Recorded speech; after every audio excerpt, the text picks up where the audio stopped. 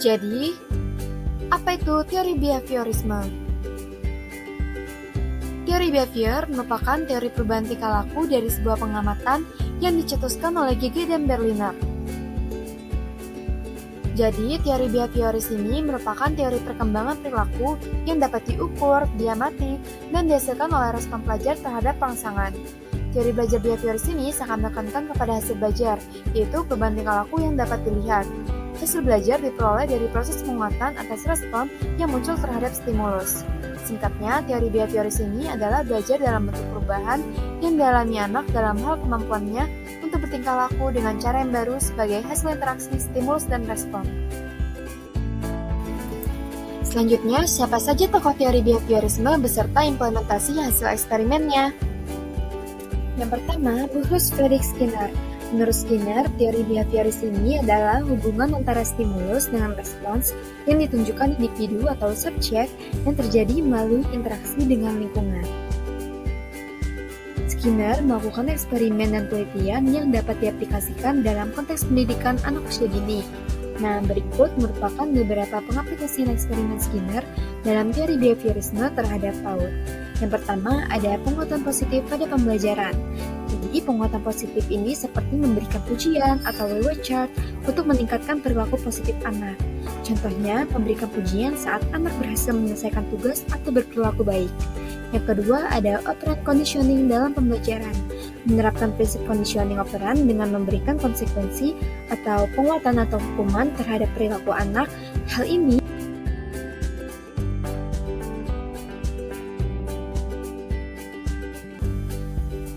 Yang kedua ada Edward Lee Thorndike.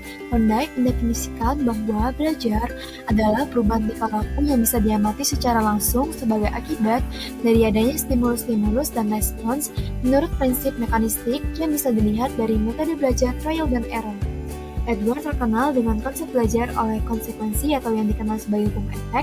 Pengaplikasian eksperimen Thorndike dalam teori behavioris dapat memberikan wawasan untuk pendekatan pendidikan anak usia dini. Berikut beberapa pengaplikasian eksperimen Thorndike dalam teori behaviorisme. Yang pertama adalah hukum efek. Menerapkan prinsip hukum efek di mana perilaku yang diikuti oleh konsekuensi positif cenderung diperkuat. Misalnya, memberikan pujian atau hadiah kepada anak setelah mereka berhasil menyelesaikan tugas atau berperilaku positif. Yang kedua, penggunaan reward dan penguatan.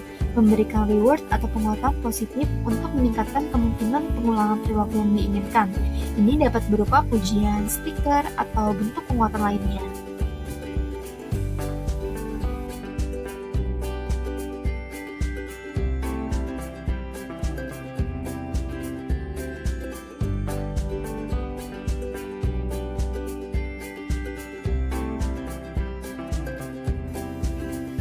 Yang ketiga ada Ivan Pavlov. Ivan Pavlov mengemukakan bahwa individu dapat dikendalikan dengan cara stimulus alami yang tepat untuk mendapatkan respons yang diinginkan, sedangkan individu tidak sadar dikendalikan oleh stimulus yang berada di luar dirinya. Ivan Pavlov dikenal dengan eksperimen conditioning klasik yang melibatkan respons reward pada hewan, terutama anjing. Pengaplikasian hasil eksperimen Pavlov dalam teori conditioning klasik dapat memberikan wawasan pada cara mendekati pembelajaran anak usia dini. Nah, berikut merupakan beberapa cara pengaplikasian hasil eksperimen Pavlov terhadap PAUD. Yang pertama, ada asosiasi stimulus dan respons. Membuat asosiasi positif antara stimulus tertentu. Misalnya, bel berbunyi dan respon yang diinginkan. Misalnya, antrian keluar kelas. Nah, hal ini membantu anak menghubungkan stimulus dengan tindakan yang diharapkan. Yang kedua, pembentukan kondisi positif terhadap aktivitas belajar, seperti menciptakan kondisi positif sebelum dan selama aktivitas belajar. Misalnya, menggunakan warna-warna cerah atau logo yang menyenangkan sebelum memulai kegiatan pembelajaran. Apa kelebihan dan kekurangan teori behaviorisme? Kelebihan teori belajar behaviorisme. Yang pertama, membiasakan guru untuk bersikap jeli dan peka terhadap situasi dan kondisi belajar. Yang kedua, guru tidak membiasakan memberikan ceramah, sehingga murid dibiasakan belajar mandiri. Jika murid menemukan kesulitan, barulah ditanyakan pada guru yang bersangkutan. Yang ketiga, dengan melalui pengulangan dan pelatihan yang berkesinambungan, dapat mengoptimalkan bakat dan kecerdasan siswa yang sudah terbentuk sebelumnya. Jika anak sudah mahir dalam satu bidang tertentu, akan lebih dapat dikuatkan lagi dengan pembiasaan dan pengulangan yang berkesinambungan tersebut dan lebih optimal. Lalu selanjutnya ada kekurangan teori belajar behaviorisme. Yang pertama, penggunaan hukuman yang sangat dihindari oleh para tokoh behavioristik justru dianggap sebagai metode yang paling efektif untuk menertibkan siswa. Yang kedua, murid dipandang pasif, perlu motivasi dari luar, dan sangat dipengaruhi oleh penguatan yang diberikan oleh guru.